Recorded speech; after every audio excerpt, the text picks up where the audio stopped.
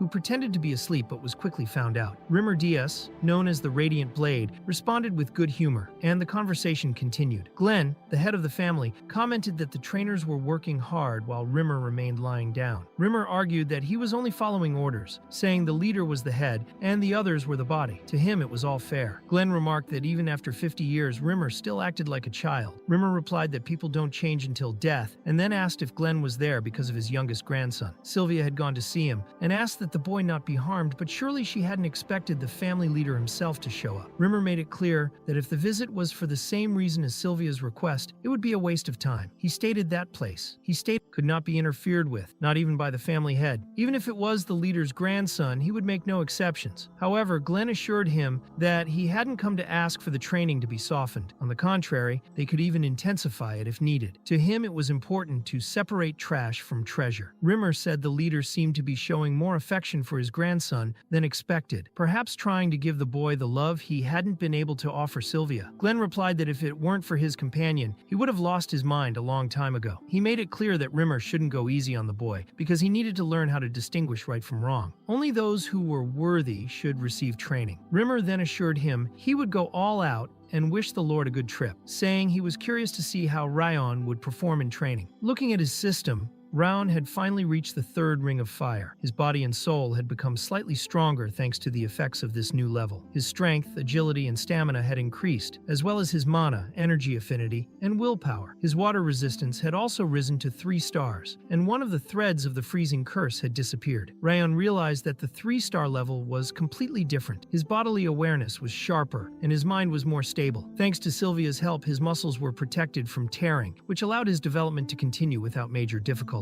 In addition, the magical status window was accelerating his growth even more. Still, this was only the beginning. The Zighart family's training was known for its difficulty. Reaching 3 stars was only the start of the path as an apprentice. The foundation needed to be solid so that the future could be built firmly. Ryan wanted to surpass everyone, prove his achievements, silence those who looked down on him, and after that take revenge on the Holy Sword Saint, Darius Robert. He would not stop until he cut that man's throat. Sylvia appeared and asked if he hadn't gone to sleep yet. Round then asked why she was there at that hour. She said she needed to talk to him. She asked if he really had to attend basic training the next morning. She admitted that she wanted to stop him because he always remained silent even when in pain, and she feared what might happen if he got hurt. She said she wasn't asking him to give up, just to wait a little. But Ryan said he couldn't wait. Every time he saw members of the direct or collateral bloodlines of the family looking at them with disgust, every time they belittled his mother, he felt hatred. The frustration was so intense that he couldn't contain it. That was why he believed that if he trained hard, no one would dare look down on Sylvia again. She replied that he was too smart for his age and should understand the reasons why they lived alone and were cursed by others. She said she met Ryan's father while working and fell in love with him, even knowing how difficult it would be, as he was just a common knight. For that reason, she destroyed her own mana circuits and energy center and ran away from home. In truth, Ryan had an older sister named Shaya, 2 years older than him. While they were living peacefully, an Eden squad recognized Sylvia's face and ambushed them. Ryan's father was not strong enough and Sylvia was pregnant, so they couldn't fight back. Fortunately, his father had secretly arranged guards to protect her, but when they arrived, it was already too late. Everyone was dead, except Sylvia, who had no choice but to return to her family. That was why she was called a failure in that house. Sylvia said she had nothing more to say to Ryan's grandfather, but he thought that was selfish. He believed his mother had abandoned her responsibilities just to pursue her own happiness and, in the end, returned only to beg for her life. Even so, she was also the person who gave him a new life and showed him affection for the first time. Even if everyone called her selfish, to him, she was the only mother he had in both his lives. Ryan asked if she regretted everything she had done. Sylvia firmly answered that she did not. She didn't regret anything. Ryan thought that even if everyone called his mother selfish, she was still the precious mother he could never replace. In the future, he might seek revenge, but only after he had earned, through his own merit, the position and rights she deserved. At that moment, Sylvia suddenly began to cry. Later, while she slept, Ryan reflected that it had taken him a long time to calm her down. Now, he needed to check the progress of his ring of fire and then get some rest. There wasn't much time left until the start of training. He noticed that since he had reached the 3rd star, the rotation speed of the rings of fire had increased greatly. He wondered how fast it would be once he reached the 4th star. As he gathered more and more magic, something appeared before him. The time had finally come. A presence emerged within him. A furious force called the King of Essence manifested before him. The entity, filled with hatred, declared that in the name of the 2nd monarch of the demon realm, it would carry out its revenge. Ryan, confused, wondered what that was. Faced with that strange pressure, Ryan activated 2 special traits, one of them being wrath itself, which had awakened. The voice of the entity ordered him to hand over his body and soul, but it soon hesitated, realizing there was a child before it, and questioned why. Ryan, surprised, also wanted to know who that entity was. Wrath, in turn, said that the anger it saw in Rayon was not something an ordinary boy could contain. That fury did not come directly from him, but was deeply hidden in his heart. Wrath was pleased by this and said Rayon could give it his soul, and in return, it would grant him the revenge he so desperately wanted. Rayon wondered if that entity had appeared because of the rage he felt toward Darius before dying. But even if that were the case, it was a little too late. He then refused. He declared he would achieve his revenge with his own hands and would not depend on anyone for it. Wrath, however, said he was mistaken. There was no negotiation. It had already decided, as the King of Essence, it would take his body regardless. Wrath's flames began to devour Rayon's body. He felt the freezing fire, as if his entire body were about to freeze from the inside. It was a suffocating feeling, as if even his soul were in danger. Wrath ordered him to direct all his rage, claiming that even if he were to face a god, the King of Essence could kill him. Rayon thought he was only managing to endure because of his water resistance, but then realized it wasn't just about temperature. It was as if the flame was constantly provoking the fury inside him, awakening his anger. Wrath screamed that it would crush his head and trample on his remains, demanding that Rayon surrender his body. But he thought that if he did, he wouldn't know what would happen to Sylvia and everyone else, so he decided he wouldn't give up, even if it meant dying. Wrath said he would find peace if he gave up his soul, and claimed that all resistance was useless. It had tried to minimize the damage to Rayon's body, since it only planned to use it for a while, but it would hold back no longer. Rayon felt as if his body were about to explode. He was reaching his limit and thought he couldn't hold out much longer. But then he had an idea. If his water resistance allowed him to endure that icy aura, maybe he could also use his ring of fire to counter Wrath's power. It was his only chance to survive. He activated his ring of fire and began confronting the entity's flames. Wrath was surprised, saying it was impossible. A mere human who had just awakened was already resisting its power. But Rayon did not back down. He said he would achieve his revenge on his own and would not allow some random spirit to take his body. Wrath, offended, replied that it was not just any spirit, it was a monarch of the demon realm. Rayon then mocked it, asking if a monarch with such weak power really posed a threat. He realized Wrath had said it was awakening, which meant it was not yet at full strength. Suddenly, Rayon's system granted him additional abilities. Wrath became irritated, saying that authority belonged to it and that the attribute window was also its creation. Rayon could now see his own stats and numbers. Curious, he asked what kind of system that was and whether it had a connection to Wrath. The entity confirmed that yes, it was a system it had created itself. Rayon asked what the purpose of it all was, but Wrath refused to answer. Even so, Rayon had already figured it out. It was a system made to accelerate his growth. He began to find it strange how his current ring of fire was better than in his past life, but now everything made sense. It was thanks to that system. Wrath demanded that Rayon return its body and authority, but in truth it was Wrath who was being absorbed. Rayon, gathering all his mana, managed to land a powerful punch directly on the entity's essence. Rayon wondered why that immaterial soul hadn't been able to absorb him all at once. Even after releasing so much power, no one had shown up. It was as if only he could feel and see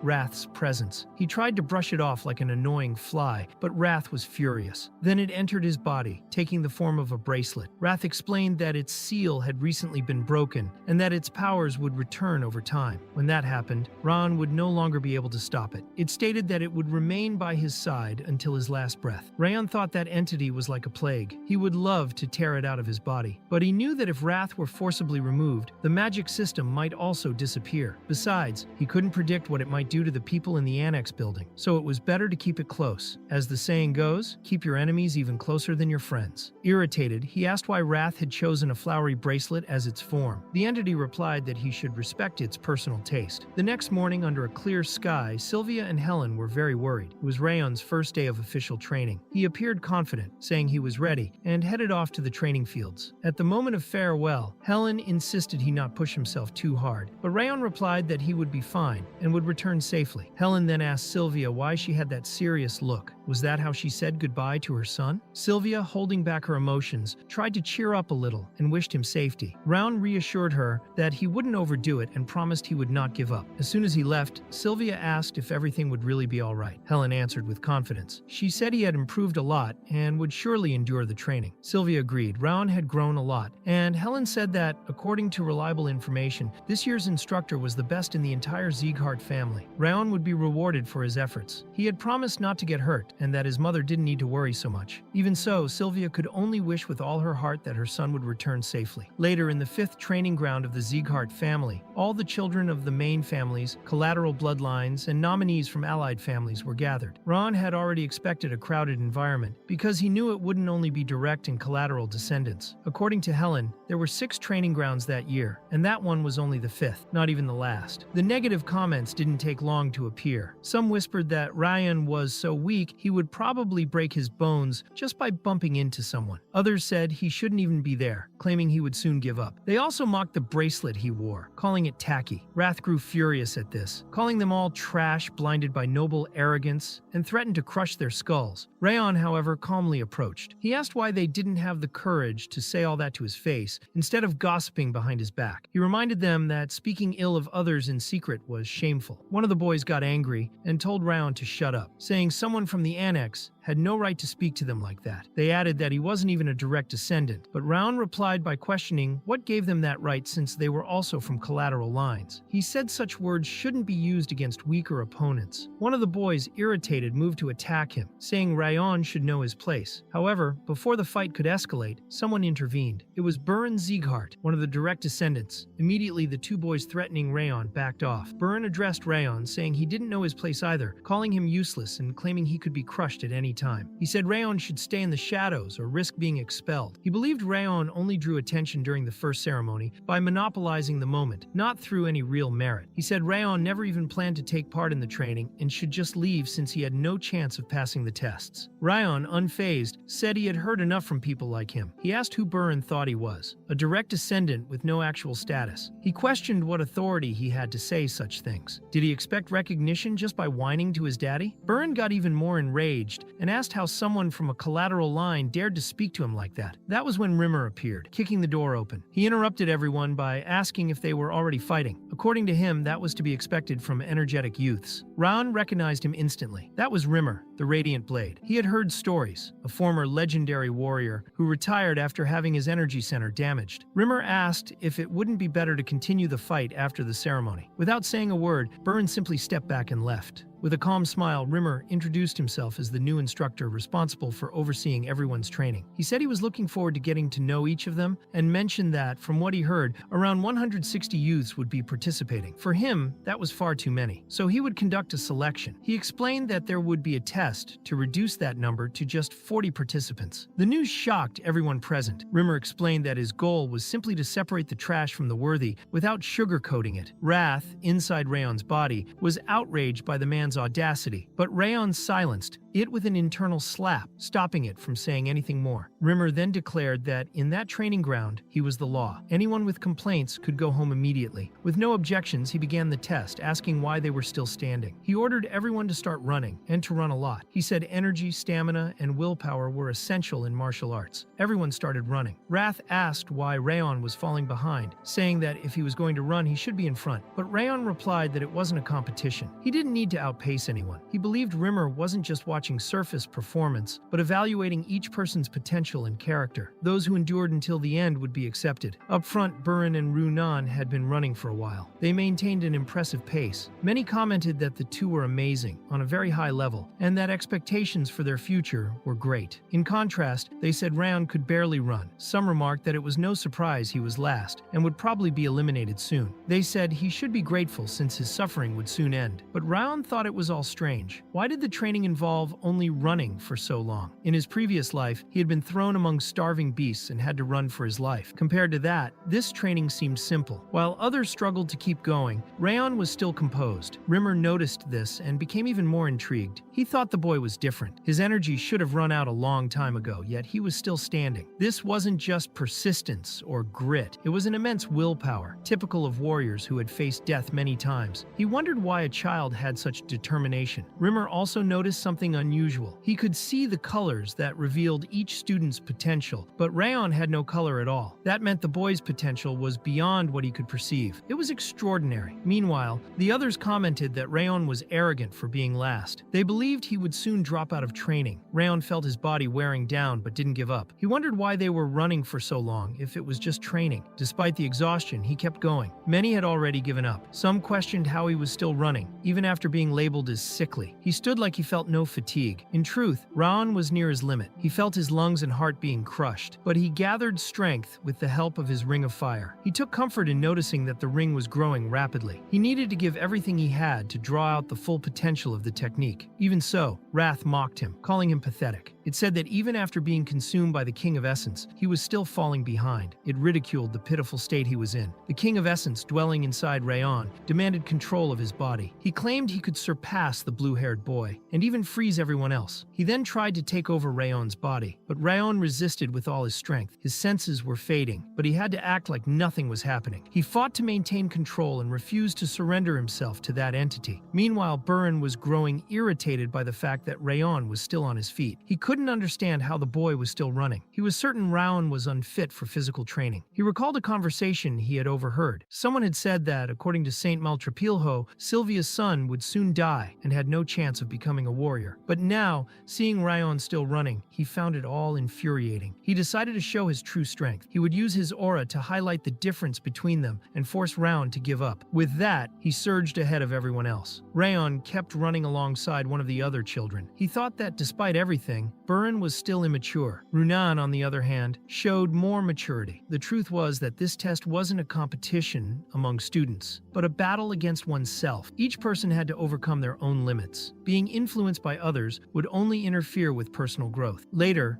with several already giving up, some were commenting that Raon was still going. Despite all the things said about him, he was still running. He reminded himself that talking was easy, but he was about to collapse. His organs screamed for rest, yet he continued to draw strength from his ring of fire. The technique was advancing, and he needed to take full advantage of every second. The King of Essence kept insisting, saying it was time to take control and end everything. But Raon didn't give in. He knew this was the worst possible moment to let go. He had to resist and act naturally. Even as his consciousness teetered on the edge, it didn't matter. He would not let that force take over his body. The King of Essence was no longer laughing at Rayon's resistance. To him, it was impossible for a human to withstand his wrath. No one in the world could endure the pressure he exerted, yet Rayon remained firm. This piqued the king's curiosity, and he decided to test the boy's limits. Rayon knew he had to hold on. If he showed even a hint of weakness, he would be devoured immediately. The danger was real, and he was fully aware of it. The King of Essence began to wonder why that boy was so persistent.